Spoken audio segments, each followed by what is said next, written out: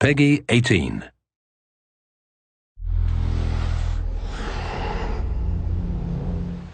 Hi, my name is Ashraf Ismail, Game Director of Assassin's Creed 4 Black Flag, and I'm very proud to be showing off the Caribbean open world.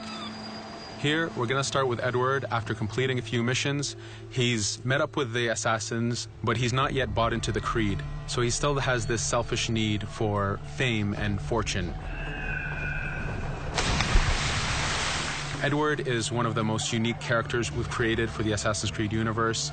He is a man who is still trying to figure out who he is in life and what he wants to get out of it. At this point in the story, he still wants that fame, so one way to get it is to complete these assassination contracts. This is a way to make money and to gain a bit of notoriety. So here we go. We have 2 targets to take out, 2 Templar brothers. So we're going to accept the contract, and the world map is going to show us where this contract takes place. So we see here that the contract is actually very close to us. It starts in the village we're in, but as we zoom out, we want to show you the world that we have. Many locations, over 50 locations, centered by Cuba, the Bahamas, and Florida up north. This is a massive world. There's a lot to find and do in this Caribbean Sea. But now we'll get back to the Fisherman Village and go after our targets. The Fisherman Village, it's one type of location in this world. It's really here as a convenience to the player. This is where you can start missions, where you can shop to upgrade Edward and the Jackdaw itself. It's really about the mood and the ambiance of the Caribbean Sea. In the distance, we have a tavern that we're approaching. Taverns are places where you can hire crew, play mini games, drink if you wish.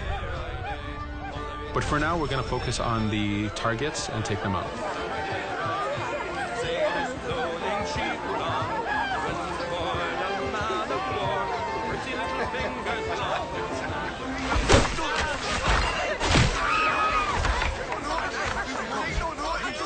Now that we've taken out one brother, the other one's going to bolt. Just like classic ACs, we can chase him down and take him out that way, but there's many ways to complete this contract. We can use the new free aim system to shoot him this way, to eliminate him that way. We can jump onto the ship and take him out with his crew, but instead we're going to let him escape into the sea and follow him with the Jackdaw. This is your ship. This is the second main character of the game. You're going to have to customize and upgrade the ship as you go on this journey with Edward.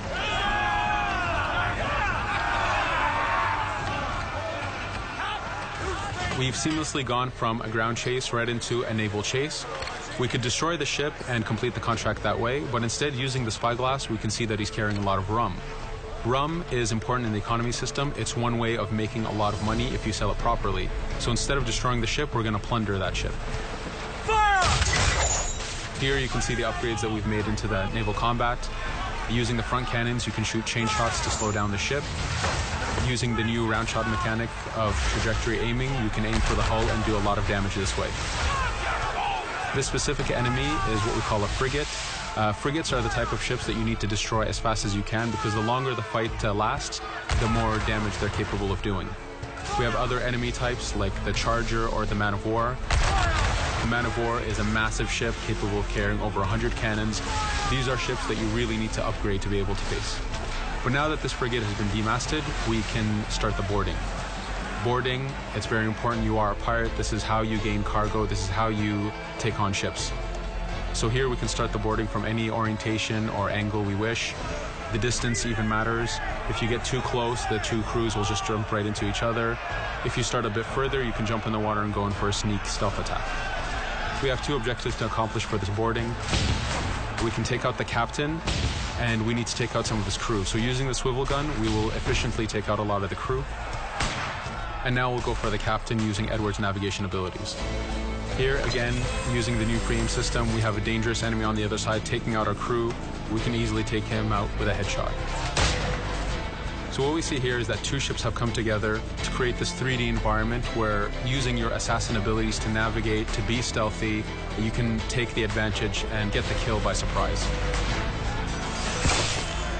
Now that we've taken out the captain, we still need to take out a few of the crew members to complete this boarding. Now that we've plundered the ship, we're going to gain that rum that we saw earlier, but we're also going to gain ammo and crew members and some gold. With every boarding, there's 3 options that you can do with that ship. You can gain crew members, you can send the ship to your fleet if you wish, or you can salvage a ship to repair the Jackdaw if you took too much damage in the fight. In this case, since we did well, we're going to send the ship to our fleet. Now that we're back in the Caribbean Sea, we needed to make sure that every minute something is being advertised to the player, something new for the player to do. In this case, we have this uncharted location. These are what we call playas. We have over 75 of these in the Caribbean world. Every playa has something very important for the player to find, something that will help in upgrading Edward or the Jackdaw. So it's in your advantage to explore these locations.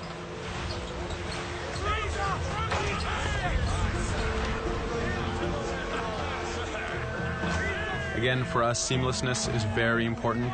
We needed to be able to explore this Caribbean world without having too much interruption in the action. So being able to just let go of the wheel anywhere we want, jump into the water, and swim over to that location. This is very important for the mood and the immersiveness of this Caribbean open world.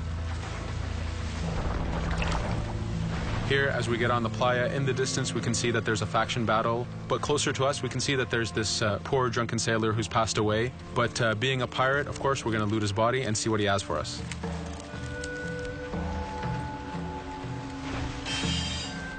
So we found a treasure map. This treasure map is asking us to go to an island called Misteriosa.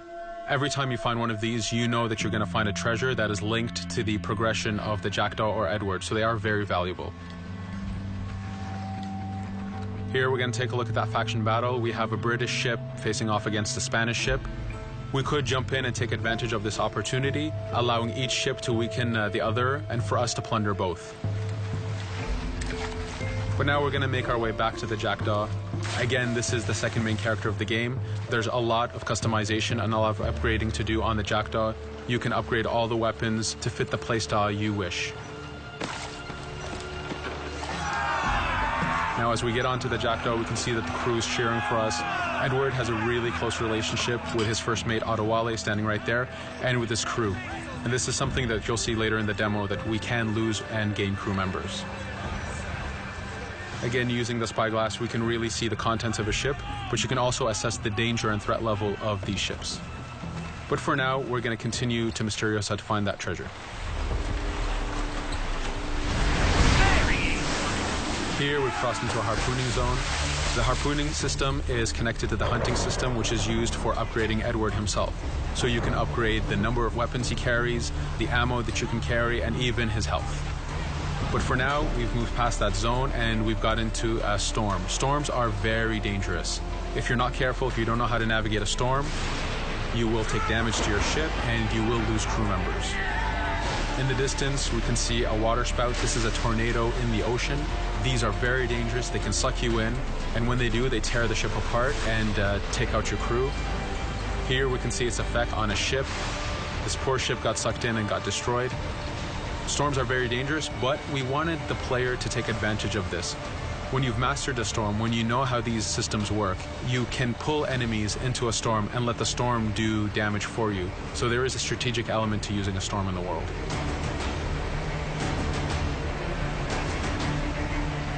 Here we can see that the storm is dying down a bit, but there's still this torrential downpour. It was very important for us to get the real mood of and atmosphere of the Caribbean in the weather cycles and in the daytime cycles.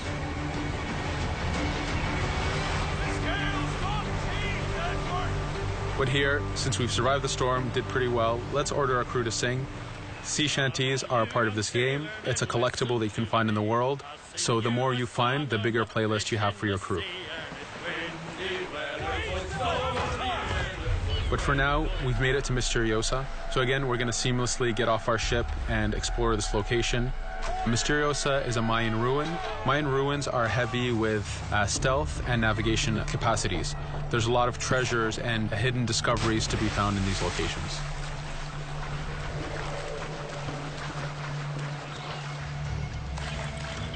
If we recall the treasure map, the treasure is hidden behind a temple. So just by quickly looking around, we can see that temple looks about right. So that's our objective. We'll head there. As we go this way, we can see there's a lot of guards on the beach. We could go in and fight them if we wish to, but to show off that this is a mini open world, we're going to try to find a different route to get to our objective. Here, we've seen a guard. We don't want to alert him. We don't want to alert the guards on the beach, so we're going to use our stealth ability to take him out silently.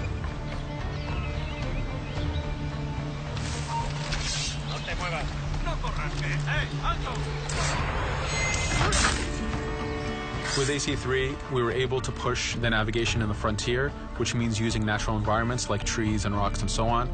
Mayan ruins are the perfect place where we mix man-made structures and these natural environments. So you really get to feel how far the navigation abilities of the assassin have come since the original game. In the distance there, we can see another part of the island being blocked off by a patrol of guards. We're going to avoid it for now and go for that treasure.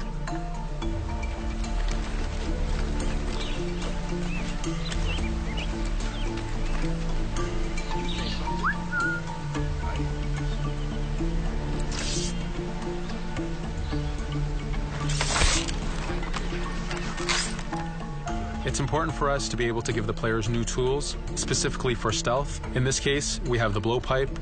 Using the berserk darts, you make your enemies go crazy. Effectively, this means that they'll attack anything and everything in sight, including their own friends, animals, or Edward if he was in the way. So you do have to be careful with how you use it. But now that we've caused a distraction, if we happen to fall down there, at least there's already a bit of damage done for us. But using our navigation skills, we're able to get past that area without any trouble. There in the distance, you can see the jackdaw placed exactly where you left it when you got onto this location. It's really important for us to show the beauty of this Caribbean world. The Caribbean has some amazing vistas, and we pushed ourselves to replicate this in the game.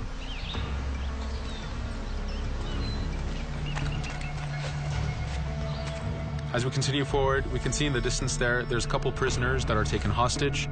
This is a scenario that you need to use stealth. If you're detected by those guards, they will kill the hostages. So in this case, it's to your advantage to use the environment to figure out how you can take out those guards without being detected. In this case, it's 2 guards, so it's not too hard. There are other scenarios where you have more guards and you have to figure out how you can take all of them out at the same time. Now that we've freed these prisoners, they are more than happy to join our crew. This is just one way of gaining crew members. As mentioned earlier, there's the taverns. There's actually many different setups of gaining crew.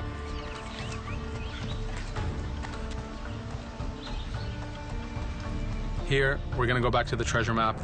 We can see that the treasure is actually behind the temple near a fountain. So if we just look around, we can see that it's around here.